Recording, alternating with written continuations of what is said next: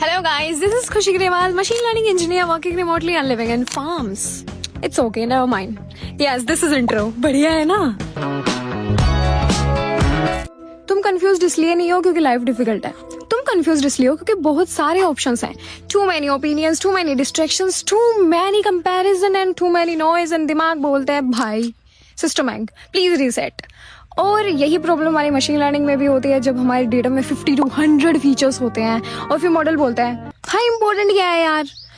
तो ये problem solve हमारा पीसीए करता है. सो पीसीए फीचर्स को कंबाइन करता है, नए फीचर्स बनाता है, पावरफुल फीचर्स बनाता है जो मैक्सिमम इन्फॉर्मेशन होल्ड कर रहे होते हैं.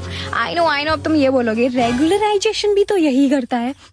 रेगुलराइजेशन वेट को अप एंड डाउन करता है, जीरो बनाता है और वो स्पेशली मॉडल को सिंपल बनाता है. एंड पीसीए हमारा डेटा को सिंपल बनाता है और वो वेट से कुछ छेड़छाड़ नहीं करता. वो सिंपली आता है, फीचर कंबाइन करता है और चला जाता है. That's it about PCA guys.